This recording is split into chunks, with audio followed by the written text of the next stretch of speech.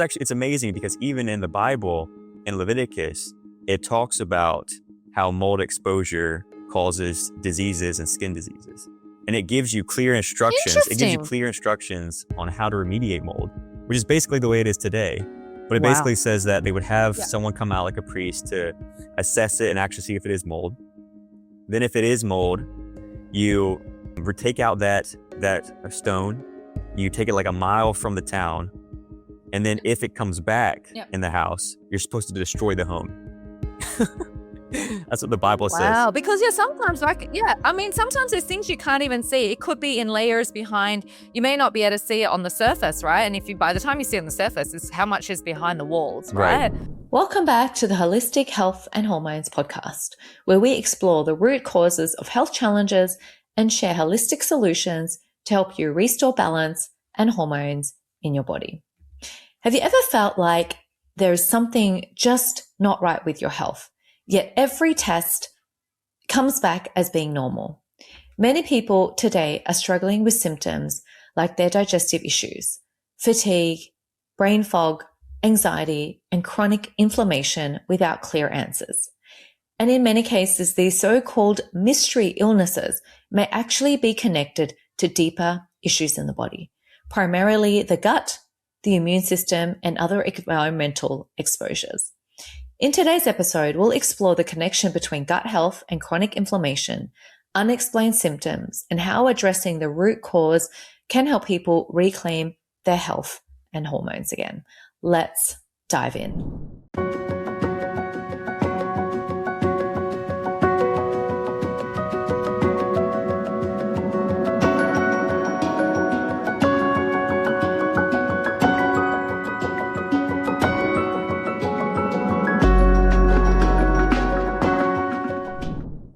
Welcome to the Holistic Health and Hormones podcast. Today, I'm super excited to have Gabriel Smith, who is a certified functional nutrition practitioner.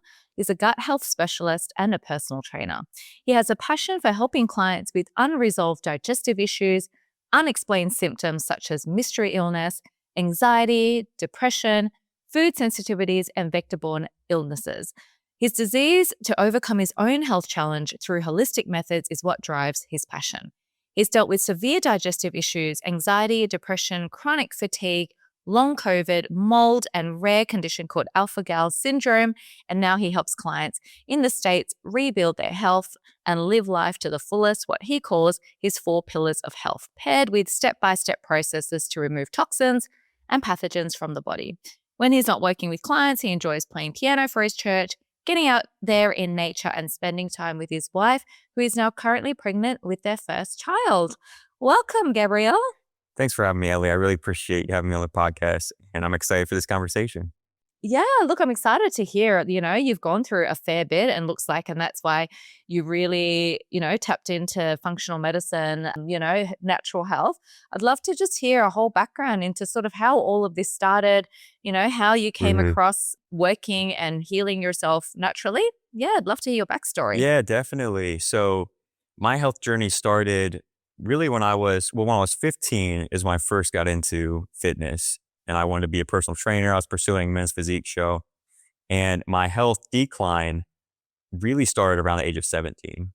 I was pushing my body really hard, and which everyone knew me as, like, my friends and family knew me as, like the healthy fitness guy, right? But on the inside, I was kind of breaking down. I was really pushing myself, especially as I was going into adulthood. I was working a full-time job, but still trying to, hit the gym 2 hours a day, 6-7 days a week. And I didn't allow myself that time to recover. And this is around the time when I started getting some digestive issues, which there was something else going on at the same time, which I'll touch on in a second. But I started this down spiral with like bloating and food sensitivities. And I started getting more like joint pain and some neurological symptoms as well. Like I was noticing some mood symptoms that didn't quite seem like myself, some brain fog. And that is what started the process of me diving into alternative medicine, because I think like a lot of people that experience some of these things, you go to the doctor, they look at your labs and say like, oh, you look normal, right? You're good. And, but obviously I was feeling like I was dying. So I started looking at some different alternative solutions to heal. And as I was going through this journey, I kept feeling like I hit like another roadblock, like things would get worse. Like in 2021, I was having, all this joint pain. I ended up tearing my shoulders. So I tore both my shoulders just from that like chronic inflammation. Wow. And yeah, so then I had to go through surgery, which I had terrible reaction to the MRI dye. Like 3 days of like nausea and vomiting. And I had no idea why it caused that because I couldn't find much info online about the MRI dye causing that type of issue. But there was that. I had issues with medications, started reacting to like bee stings and things I never had problems with before. Wow. And I was like, okay, something is like seriously going on here. And then I even experienced Yeah. what, looking back, I know now, it was an anaphylactic reaction where I actually blacked out and stopped being able to breathe. And I was like, okay, like something's got to change. And at one point throughout that journey, I was even bedridden with like COVID for a month, which I'd gotten COVID before and it was fine. So something was going on. And I finally got the diagnosis for alpha-gal syndrome after 5 years of trying to get answers. And this came from when I was 17. I had a part-time internship as a land surveyor. So alpha-gal syndrome came from a tick bite while I was doing the land surveying. Right. And that's what kind of triggered that whole downward spiral to end up in the place I Just was. a tick bite. You just think a tick is nothing, right? But to get something so severe after a tick bite. Yeah, exactly. And there was a lot of times there's multiple things going on. There's Lyme as well. And it ended up when I was at my lowest point, I was working in a moldy building as well. I was being exposed to toxic mold. And that's really what just did me in. I already had the digestive issues. My immune system wasn't working properly, right? And then I got hit with the mold. Yeah. And that's when I was just like, I went down to like a 10% in my health. And I was like, I truly thought I was going to die. I was like, this is it. This is the end for me. It's brutal. And you think, right, many people out there who have chronic illness and like I said, could be chasing answers for years. And like you said, you've been looking at it for many years before you actually got the answer. And what is the biggest turning point that helped you finally understand what is happening? You're like, enough is enough. I'm not going to give up. Even though a lot of the Western medical doctors, right, and it's the same here in Australia and a lot of the places that practice Western medicine, it's like they're not willing. The labs come back normal, but you're like, it's not normal. There's something else going on. And doctors, as far as sometimes will say to them, it's all in your head. Exactly. No, there's nothing wrong. You'll get better. Like how frustrating when they think that these symptoms are clearly in your head when you are feeling it physically, you can't function. 100%. It is not normal. 100%. Yeah, I would say, so the biggest turning point for me was really discovering the idea that the body is a holistic system, right? And you can't just isolate one part of the body and expect to heal. You have to consider everything. And I was best to explain to it this way. If you think of your health like a tree, right? And all of the symptoms and diagnoses you experience are branches. Those are branches to an underlying root issue, right? And within our body, right, the three main roots is genes, digestion, like organs, and then inflammation. And even functional practitioners can fall into the trap of just treating the roots, but they don't ask the next question, which is, why are those roots inflamed in the first place? Right? Why are those roots sick? And the answer is it's the terrain. It's the terrain those roots grow in, which leads to disease. And understanding that concept alone really just accelerated my healing because, I started looking at other options, right? I started saying, okay, if the testing is showing that it's normal, then I need a different test, right? I started seeking out holistic practitioners. And that's really when I started moving in the right direction. And that is so important because as a natural health practitioner, I've got a Chinese medicine degree and I do a lot of functional testing. Beautiful. And I look at all of it holistically. And it's true, a lot of people, like they come in and they've been to so many different doctors. They've had so many different symptoms that they can't find that one root issue that is a cause of a lot of it. And like I said, a lot of it is people blame their genes, but it's not genes, it's epigenetics, which we can talk about. Right, genes is one thing, but it's like, what are you doing with your diet, lifestyle? Exactly, the environment. How is signals your the gene. stress? The environment. Like I had a client, like talking on mold, She was being very sick for about 3 years, and she moved into an office that was constantly getting rained upon, and it was very damp. And the lady before her in the same office was extremely sick, and it wasn't until she left that she felt a lot better. And she was very sick, and all the doctor specialists that she had had testing for did not pick up mold at all. And when she described her symptoms, the first thing I said was, "This sounds like mold." And literally, when she went to get someone to come and check for office, it was riddled with black mold. And the doctors were telling her symptoms were normal. She was so fatigued that for half the week she was in bed. That's not normal, right? So a lot of these could be your environment, because if you don't remove yourself from a toxic environment, then that's never going to get better. Or people move into a new place and then the health starts declining. And you're like, what's happened? They can't breathe properly. They're having fatigue, brain fog. So it's really looking at every avenue and you're like a detective, and I'm the same. It's like looking at, okay, what haven't we checked? What haven't we checked for? And making sure we get to every little symptom and answer. So we find, okay, this is what's causing all of these problems, right? And then working on it layer by layer. So, I mean, look, like she had symptoms for many years, and it wasn't until we found out that her whole office was riddled with black mold. And that's why No. she was so sick. Yet many of the doctors and specialists just kept saying, they didn't find a root cause. And so now we're working on getting her back into optimal health. But what I was saying is that we have to be like a detective. It's like looking at everything and not leaving any leaf unturned, right? Because it's something that we could be missing. And once you get to the root cause of everything, your body, then you can start healing it. Exactly. Properly. Once you find where those obstacles are, start removing them, the body starts to naturally repair itself, right? That's awesome. Yeah, and like you said, it's amazing that so many people miss mold.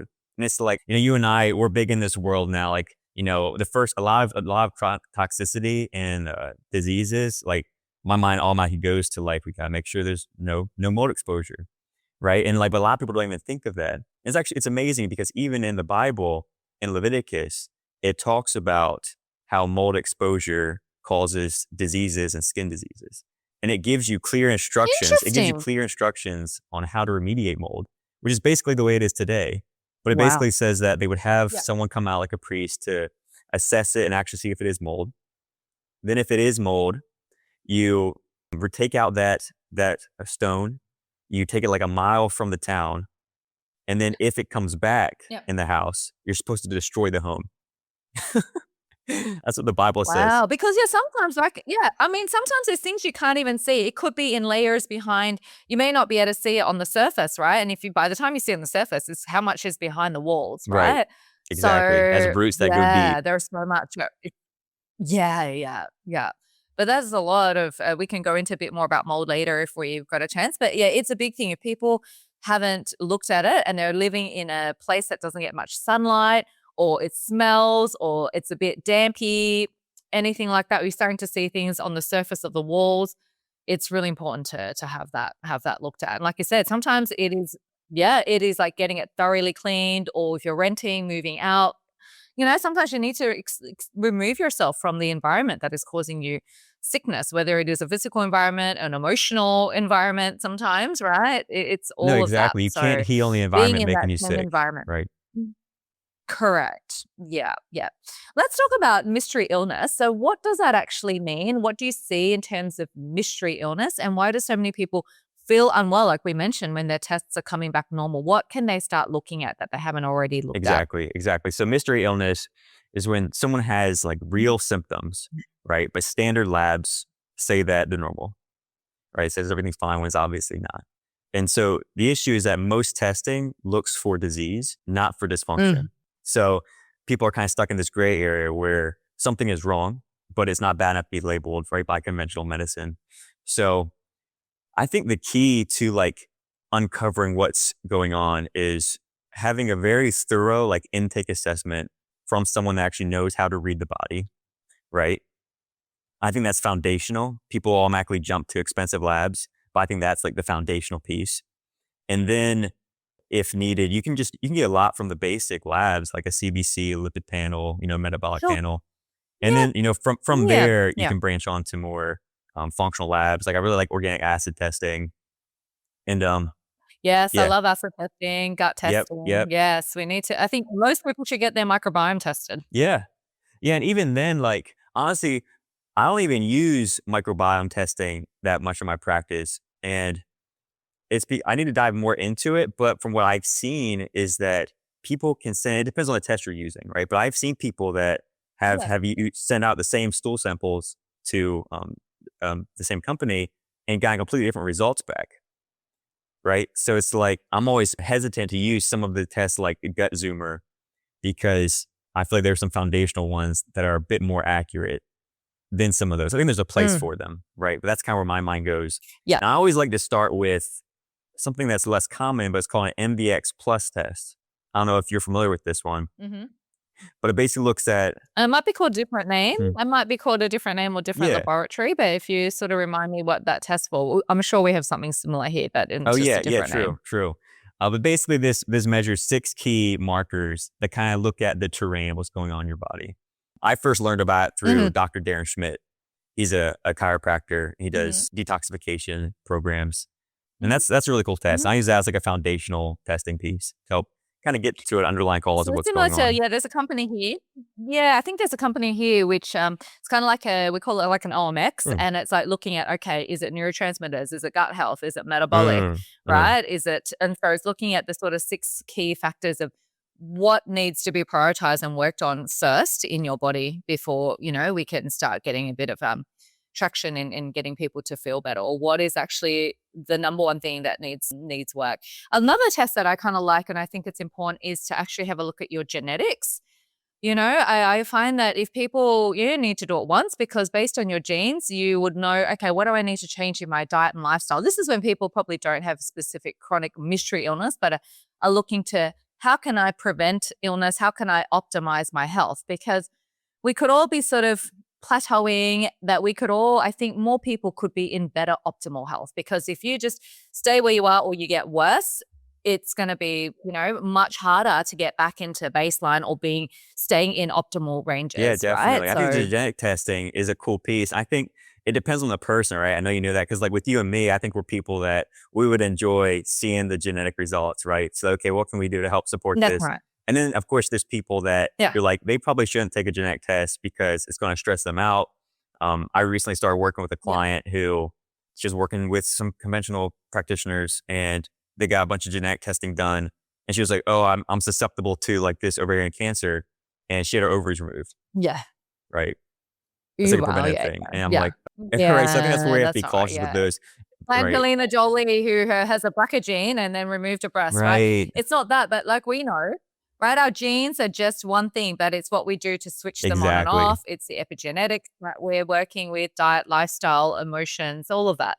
So That's yeah, beautiful. it's only one part of the puzzle. But Definitely. look, you would be on gut health, and we know how important Mm, gut health is. Let's talk about that. And for uh, someone new to the topic, I know most people have heard of it, but they probably don't know the intricacies of really that connection between gut health and chronic inflammation in the body. yeah, definitely. Well, yeah, so I'll start with this. When a child is being formed in the womb, the first bundle of cells that is formed is the nervous system, and it's like the brain and the Yeah. spine, right? That Yeah. second bundle of cells is called the enteric nervous system, and it's the gut. And it's Mm, connected through the mm. vagus nerve. So you have these two systems Yeah. that communicate back to each Yeah. other. They send messages back and forth, and then everything else forms around it, right? So from the beginning of your existence on Earth, that gut and brain is directly connected. And when that gut becomes inflamed, and this is known as leaky gut, when it becomes hyperpermeable, where you're able to absorb more than just the nutrition you need through that gut lining, when you're able to get partially digested food or bacterial fragments that get into the bloodstream, that's going to contribute to full body inflammation, right? Because your immune system knows those things shouldn't be in the blood, and your immune system goes on to full attack mode to try to keep you safe, right? So you have to seal and heal that gut lining to keep the immune system in check, or else it's just going to spiral into chaos. And so many people just are not looking after their guts very well. So what are some of the patterns you've seen?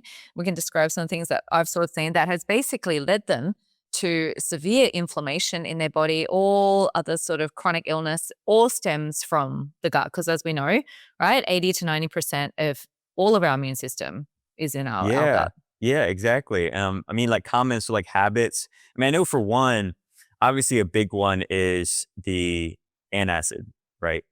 And the low stomach acid piece.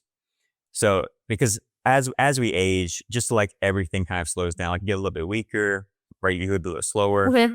Digestive acid does decrease a little bit, but so we need to do things to keep that up.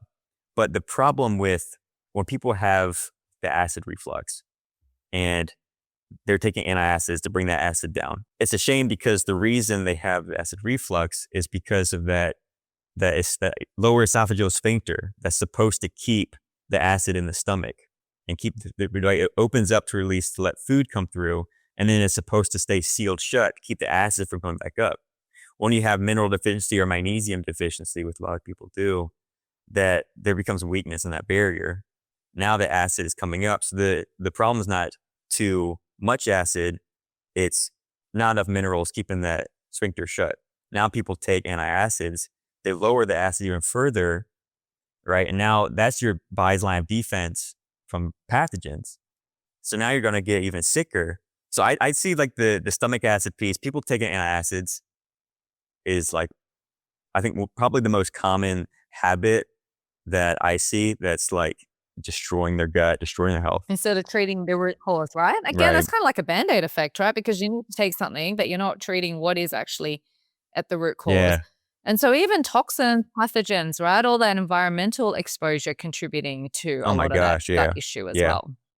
100%. Like how much toxins, like we're talking, like, you can go through some of the things that you see, but we just live in a very Oh my gosh, toxic it's so world. toxic. We have like metals dropping from the sky from the plane fumes, right? Yep. Got the Yep. glyphosate Yeah, everywhere. crazy water.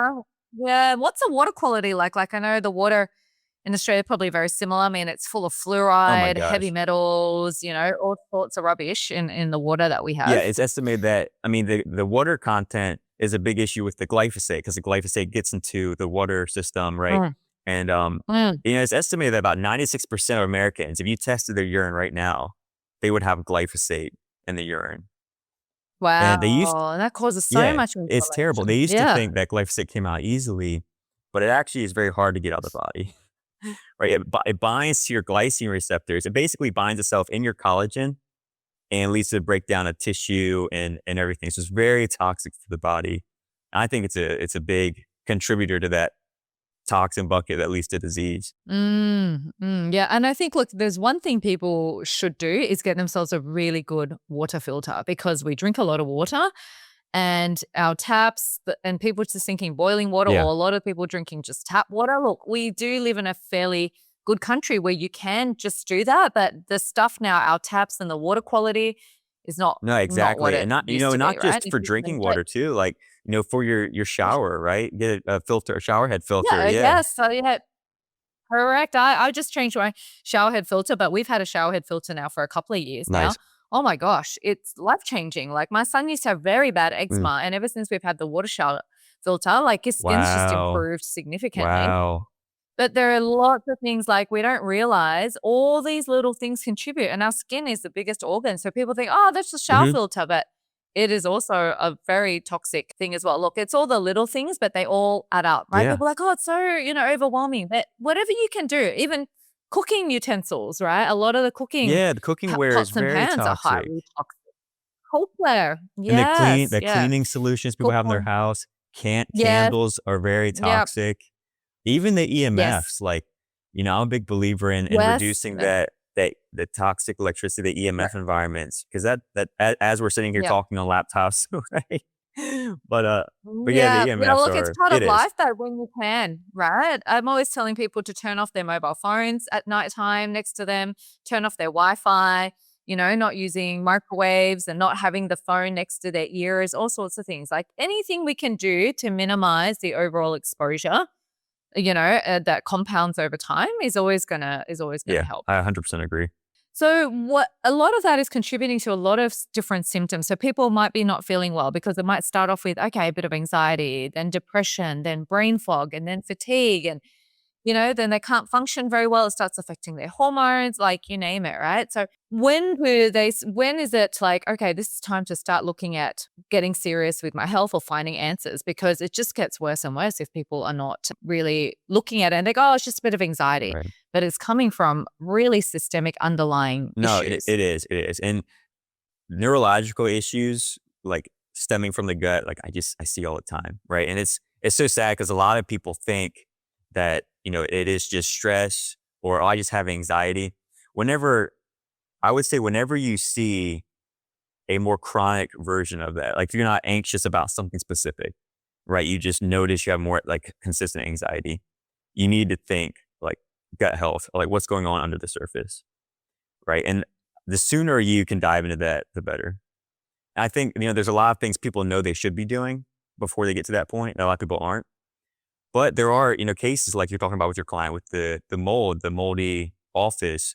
There will be cases where you happen to stumble across something on the earth that's toxic, and it weighs on your health. And Mm. yeah, I mean, when it comes to like the question of when should you dive into that further to really heal, as soon as possible. The sooner the better, because the longer you leave something unattended, it's just going to keep getting worse, right? I mean, your health and your gut is like a garden, right? If it's left to itself, it's going to grow a ton of weeds, and you want to pull out those weeds so flowers can grow.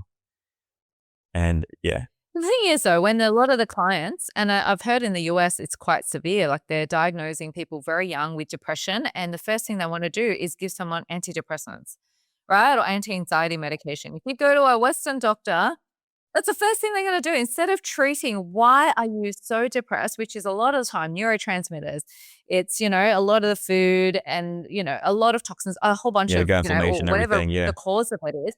Yeah, that when they go to a doctor, the first thing a doctor wants to prescribe is an antidepressant. yep, And then they're on it for yep. years and years and years. And before you know it, it's not hmm working. It's getting worse. So they up the dose, Well, that's what I was gonna right? Or they say. try a Like, different one. And ask I've had someone who's on clients, yeah, antidepressant if they're no longer depressed, yeah, right?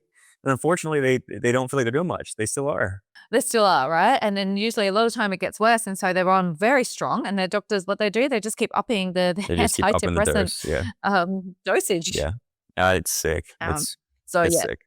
Makes me sad. definitely need to be looking at, gut health. Like I've heard that as young as they're doing that in the States, but girls and kids as young as 4 years old are getting antidepressants. Like Really? what child is depressed at 4? Like it is Wow. insane. Insane. Oh my gosh. Yeah, a lot of us started after COVID, but yes, there were doctors and prescribing antidepressants to children very Yeah, young. the thing with children is making me Mm. very sad, especially with, Ozempic. They're given to like what 8-year-olds. Oh, Um, young, yeah, yeah, all of young the kids, right? vaccines. Like I believe it's in the hundreds of this. It's like 150 to 200 vaccines within like the Yeah, first couple days of life, right? Which is yeah, just like yeah. absurd. It's so absurd. Um, Actually, my wife and I Things are going to have a changing a baby little bit. soon. Yeah, we're actually doing at home water birth. So we're working with a doula Nice. midwife. Yeah, and we're going to be at home through a water birth, Beautiful. right? And I think that's how we were Mm. intended to do it. You know? And that's a look, a lot of it is also coming, if we're talking about childhood, just obesity you touched on, because, I've seen you see a lot of overweight kids and just being in the States and over here. And it all stems from what the mother is doing pre-birth. And I know, look, I do a lot of fertility and your wife is about to have a baby, but it's also what we're doing in that 3 to 6 months prior to conception, but what the mother is exposed to during pregnancy and in that gestational period that will, like you said, help whether the baby is going to be giving them the best start possible to better genetics, better health outcomes, right? If you can give them with a good set of genes, it's always going to be better for them than to, not look after your health and you're going to have a child that's constantly sick or all sorts of things. Because, like I said, it has to do with the environment that they are in, right? If the kids are sick or they're having chronic inflammation, you just look at what the parents' health is like, what they're eating Yeah. together as a family, and you can usually see the Yeah, and even correlations. with I know your line of work, you see this all the time, but like with the formula that they give these babies, right? Like my wife and I were just like we're doing the natural way. We were curious about what's in these formulas, and I was just reading off some of the labels on them, I'm like, this is crazy. Like the top ingredients are like seed oils and, homogenized dairy. It's like, this is absurd. And this is what they're living off of, right? It's no Yes, wonder we yes. have so much illness. I know. Yeah, I mean, look, and now there's more allergies than ever before, like talking about even just inflammation. When we grew up, it was probably like maybe peanut allergy every now and again. Now, like my cousin was telling me the other day that at a daycare center, they literally have a rap sheet of allergies. There's no eggs and dairy and nuts and now salmon, and the rap list is getting longer and longer. You can't have like you can't have basically anything. And a lot of these kids have so much allergies, inflammation because their gut health is just they can't stomach things and they're having Exactly. all of these reactions Well, yeah, to their liver's food. And inflamed, it starts with but then also like with the whole yeah. vaccine piece, right? Like, I believe peanut Mm. allergies come from peanut oil that was in a vaccine they were given, and their immune system didn't respond well to it. Same thing for egg allergies. Mm. Some vaccines have egg whites in them, Yeah, and totally. that traumatic experience with the Yes, yeah. vaccine triggers the egg white allergy. It's really interesting. So it's tough. Like, yeah, we start life already full of toxins before we've even, Before sort we even of had a reached, chance. I 1 year know. old. We've all had a chance. But sometimes it's like as soon as you're born, right? You get hit with a bunch of needles Mhm. straight away. Look, you mentioned alpha gal Yes. syndrome. Can we talk a little bit about that? Because it's not a common thing, and especially someone that just gets a tick bite and has a severe Mhm. reaction.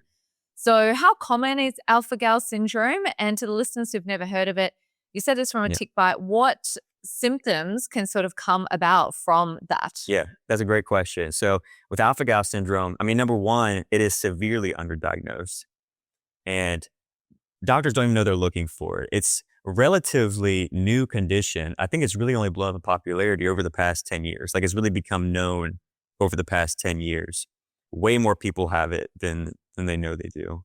It is triggered by a tick bite, which is also some research showing that I've come across people that claim they got it from a mosquito. So there's other vectors as well, but it's thought to come from a tick bite. And what happens is this tick introduces a sugar molecule into your system that came from the mammal they were just feeding on.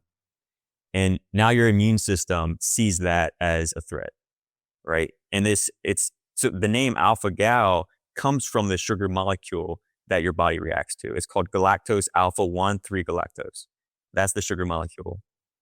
Your body latches onto that as a threat, and you go into an allergic reaction whenever you're exposed to red meat like deer, pork, beef, lamb, and then also for some people the byproducts as well. So like for me, I was one of the very severe cases where I was reacting to gelatin, I was reacting to dairy, even carrageenan, Wow. which is a red algae used in a lot of Mm, vegan products. yeah. It's not from a mammal, Hmm. but the protein structure kind of mimics that alpha gal structure. So it becomes an allergen for people that have this condition. And yeah, another reason why it's underdiagnosed is because unlike other allergies, the reaction is delayed. So, most allergies, it's immediate. This isn't a Yeah. sensitivity. It is an IgE allergy, but you don't react till like 2 to 8 hours after you've had the exposure, which is crazy. And for a lot of people, there's two main variants to talk about. They talk about like a GI variant and then the more traditional variant, which is like anaphylaxis. But the most common symptoms are digestive issues. It could be diarrhea, like just inflammation where you have like histamine issues. You get migraines, a lot of cardiac symptoms, like maybe heart palpitations, high blood pressure. Those are all big signs of alpha gal syndrome. If you see all those things together and you can pinpoint maybe a meat exposure in there that's contributing to that, that's a good sign that you're dealing with alpha gal syndrome. So, and how do they get tested? Is it Mm, just through their local doctors? Or you said, like, obviously not many people are right, sort of looking for that, right. right? So, where is the diagnosis and how did they come about with that So the test you diagnosis? want to get is called an alpha galactose antibody test. LabCorp offers it. Really, you just need a practitioner that's willing to order it. It's a simple test to order. If you ask your practitioner, they should be more than likely to do it for you. I did just have a client speak with their practitioner, and for some reason, they just didn't want to order it. They were like, "No, I'm not ordering that," which is a shame. But it's very Right. simple to order through Yeah. LabCorp. and you want an alpha galactose antibody Yeah. test. So if you know you've recently had a tick bite, or perhaps like something that was, you had a bit of a Mhm. bite and then you noticed, swelling in the area, Mhm. and some of the symptoms start appearing, then could be worth checking for. Definitely. And so, yeah, you mentioned that, you really look at the 4 pillars of health. So Mm. when clients come with any sort of mystery illness, they're not feeling great, what are the 4 pillars to help clients rebuild their health? Yeah, no, exactly. So I look at health through what I call the 4 pillars, which is functional nutrition, therapeutic exercise, sleep and your circadian alignment, and then mindset and like nervous system balancing. Right. Those are I call them the 4 pillars because you have to get those 4 key areas right before you can really build upon that with detoxification and like additional mitochondria support. Uh-huh. Right. So like, let's say someone's rushing into a protocol to support the mitochondria, but their sleep schedule is terrible. They're not doing anything to exercise their body. It's like they're missing the biggest return on investment that they can do. Right. Right. So the key with the 4 pillars is to have a quick overview of each one. With functional nutrition, you need to get some foundational nutrient dense foods that also aren't going to activate your system, right? So there's the functional piece there, because if someone has something like alpha gal syndrome, red meat is very healing, right? But if you have an allergy to red meat, then that's going to cause you a ton of inflammation. So the functional nutrition piece, you have to come up with a diet that's going to be as nutrient dense as possible, but is going to be absent of those things that trigger inflammation for you, right, as an individual. Then with the exercise piece, we got to have movement, right? Like movement is life.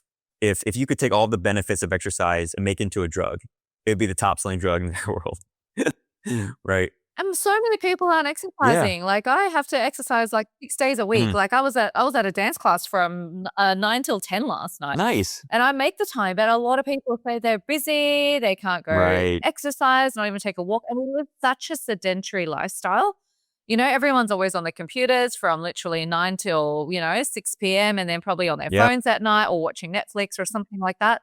They don't find the time to exercise. And so their bodies become toxic. They don't sweat it out, right? Exactly. And movement is It key, is key. And that's right? just the thing. As the world gets more toxic, the more important it is to have an exercise routine and just be moving, right? With our world the way it is now, you can't afford to not have a clean diet, and you can't afford to not exercise. It's just how it is, right? And that's when it goes into the other 2 pillars, which is, the sleep piece, circadian alignment, making sure you're doing what you can to get up, get some sun exposure first thing in the morning, right? Being mindful of all the screens that you're exposed to in the evening before bed, because that blue light can interfere with those hormones, right? Cortisol and melatonin. And then with the mindset and nervous system piece, number 1 is like, what is the story that you're telling yourself? Right? That's a big thing. I know you see this with like chronically ill patients. They have this story they're telling themselves that's not serving them, right? And it's keeping them in that sick state, right? So looking at the story and also getting clear on like what your why is, right? Because healing, it's a journey, it's a marathon, not a sprint, right? And you have to be able to commit to that experience, and you have to have a strong why. So the why is a big piece. We have a purpose, yeah. Yeah. What are you here to do? What's the purpose, Yeah, right? And a lot exactly. of the time, once you've lost purpose, you're no longer, wanting to contribute or whatever. People, that's why, the depression and I think suicide's a big, big Yeah, piece, because they've probably lost their why, along with, because they're feeling so, so unwell. They exactly. just don't have any drive to continue, Exactly. And then right? we need that Yeah. connection Yeah. piece as well. And when you're chronically sick, it's hard to make, Yeah. connections and be able to get out in public and have that community piece. And I believe that's a big piece Yes. for the depression as well. We're social beings. Yeah, definitely. Yeah, well, we're social beings, right? We need to be out there and we need to have the energy to do that, right? If people are just can't even look after themselves, let alone think about socializing, right? So it's about building on all those pieces. Just quickly with the sleep, I've been working a lot with my clients on sleep as well, because so many people are not sleeping enough, or if they are sleeping, they're not getting deep sleep, right? So I've been getting people track their sleep. There's a smartwatch and get these rings and whatnot, right? And you can get these mats if you don't want either of those. But just sleep, and a lot of people are not getting, they may be in bed for 7 hours, but they're only getting between, less than 10% of deep sleep, Yeah, which is that restorative sleep and detoxification and when right. everything is happening. If you're not sleeping, you're So not I think the repairing. big piece is like, yeah, and a lot of people are not getting the deep quality sleep that they need. A lot of it is just core sleep, or they're restless, or they're waking up several times a night. Like, that's not normal Yeah, I completely agree. if you're And waking up. it's yeah, how are you supposed to heal when you can't get into that reparative state? Right. So that's really important. Yeah. And I know some of the tools I like to use, like some magnesium, obviously, like magnesium bisonate to help calm down the Yeah. nervous system, right? Help get into Yes. deep sleep, avoiding Yeah. high stress activities right before bed, trying to get off some of the screens. And then also something that I invested in that I've really been loving, and I started it after I was sick from mold, is grounding bed sheets. Where and so basically you have these sheets that have a conductive material in them, like silver, and you plug it into the grounding port and like the outlet, right? And it connects. The idea is it connects your bed to the earth frequency, so it helps ground your cells, helps to calm down your cells, and helps you get into a restorative state, right? Because no, grounding has a ton of benefits. We were made for connection to the earth, and when you set your bed up with a grounding sheet, now you can sleep all night being grounded to the earth. And I personally felt Wow. it. I have to look into Yeah, this. definitely. So when I was real sensitive to Wow. everything, I would feel if it wasn't connected. My wife makes fun of me and likes to tell the story. But one night we went to go to bed and she had washed the sheets that day and forgot to plug it in. Right. She forgot to plug it back in. So I'm laying there in bed. I'm like tossing and turning. I'm like, what is going on? It just felt different. And I got up, I looked, and it, it was unplugged. And I was like, look, I was like, babe, you gotta plug it. But I plugged it in, it was good. So, Oh, no, it's affecting my yeah. What was sleep. funny is that I could Yeah. actually feel it. Nice. Well, no, I haven't heard of grounding sheets. That's Oh, you gotta check it amazing. out. Yeah, something to look into. Definitely. Mm. For sure. For sure. So look, I guess sort of in wrapping up, when many listeners who are struggling with chronic symptoms, they feel really overwhelmed, hopeless, the doctors aren't helping. What message would you give someone who's tried, they believe everything and still don't have the Yeah, answers? exactly. I mean, that's where I was. So I really feel for you if you're going through that. And I would say for one, your body wants to heal, right? It was created in the image of God with Yeah. his innate healing ability, Fine. right? And Yeah. and you have to give the body what it Yeah. needs or remove what it doesn't. And if you're trying things and you haven't gotten better, or you've taken a test and they haven't given you answers, right? You're looking in the wrong area, or you haven't removed the right obstacles, right? And I would just encourage you that there's answers for those who seek, and to not give up on your health, right? Or accept that as your new way of life, because it's not how we're meant to live. And I definitely think, look, if a conventional doctor's not working, Mhm. find a functional medicine doctor. They're much more Exactly. A better, or someone like naturopath or yourself, someone that, yeah. who is, yeah, someone who will look at natural medicine as er, opposed to just the conventional way, because, yeah, they're very limited and they just don't have the knowledge or the capacity to really be deep Exactly. They diving weren't with you trained to to deal find the with those root type of cause. issues, right? They were trained for the No. acute, like treat this No. disease, right? Fix this wound, like with surgery. They weren't trained for Yeah, this type of holistic approach, which is what someone needs that's dealing with right. mystery illness. And I think a lot more people are turning towards more holistic medicine. I've definitely seen an increase in that over the years. Yeah. And people are probably just fed up with the Western medical system, the conventional way of how they've been doing Oh things yeah, I've now. seen the same thing. I'm excited A to lot see more the people. direction we move into, right? Yeah, It's becoming a lot more accessible. totally. Even like the foods, it's a lot more companies are shipping out things like the Yeah, grass-fed meats. Like we're moving in the right yeah, direction for sure. yeah. We are. We are. But look, congratulations, you're about to become a father Mm. soon. And look, how has your personal health journey now influenced the way you think about health, and especially for your little Oh one my gosh, now? I know that's such a good question. I've been thinking about this a lot lately because it's no longer just about me now, right? This is going to affect generations. So my wife and I have been thinking about how can we set up our child for success, and like knowing what's healthy, what's not. Like I think of it like this: if my kid goes out for like a play date or something and comes home and is like, Dad, why is Timmy eating a Pop-Tart for breakfast? Like that that's not food, right? If they can say that, I'm like, Mm. I'm doing my job right. Yeah. And look, I've got 2 kids of my own and we can only educate them once they're out there. Like my kids said today, look, Daddy, like Mummy, like there's going to be donuts at Mm, school because they're doing a big celebration. Can we have a donut? I'm like, mm, look, you can have a little bit. mm. It's also educating the kids that you're not depriving them, but it's like Exactly. it's a sometime thing, right? Exactly. They're going to want treats, but it's a treat. It's not like 80% of the time you're eating junk, right? If they're eating well 80-90% of the time, they can afford a little treat here Exactly. and there. I mean, look, Teaching them it's that life and they we have do to have the have to treat foundation right, ourselves. Yeah, right? They can enjoy some things in correct. moderation. I think that's beautiful. Exactly, exactly. But look, if there's one thing as we close off that you wished more people understood about gut health and chronic illness, Mm, what is a takeaway message for the listeners? mm.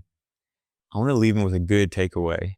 Or just a tip, a great tip that you think is a couple of things that would be valuable for those to sort of know about gut Yeah, I mean, health. I would say to start just like the basics. Like look at your lifestyle, look at your diet. If those things weren't around, 100 years ago, then you shouldn't be putting it in your body, right? Because it's you can get very complicated diving into the topics of health, but when you really look at how the body functions, anything that matches up how we would have lived in nature is how we were meant to live, right? And I think that can really simplify things, even with the whole circadian rhythm piece, and of course the nutrition piece, right? If it wasn't around hundreds of years ago, then you probably shouldn't be putting it in your body. Yep, don't eat less processed foods and more fresh, organic, natural There you go. foods. There it is.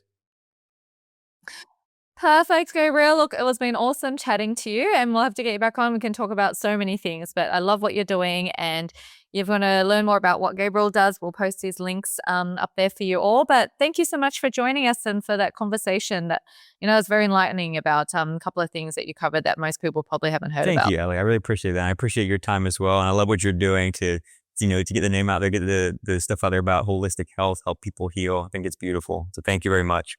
That's all right. Awesome. Thank you so much for joining us All today. right. Thank you. Bye. What a fascinating and eye-opening conversation with Gabriel today. It's incredible to see how interconnected our bodies truly are, how gut health, environmental exposures, immune function, and inflammation can all play a role in the symptoms people experience every day. And for many people dealing with fatigue, digestive issues, anxiety, or chronic inflammation, the journey can feel incredibly frustrating, especially answers which are hard to find. But as Gabriel shared today, when we start looking deeper at the root causes, rather than just at symptoms, we often begin to uncover missing pieces of the puzzle. This approach is something I've been deeply passionate about as well, because whether you're talking about fertility, hormones, autoimmune conditions, or chronic mystery illnesses, the body has an incredible ability to heal when we remove the obstacles, seek answers, and support it properly. If this episode resonated with you, I encourage you to share it with someone who may be struggling with unexplained symptoms or searching for answers. If you enjoyed this conversation, please make sure you subscribe, leave a review, and share this episode, because it will help us reach more people who are looking for hope and solutions on their health and healing journey. Thank you so much for tuning in to the Holistic Health and Hormone Podcast. And until next time, remember, your body is always communicating with you. And when we listen deeply and address the root cause, true healing becomes possible. Thank you.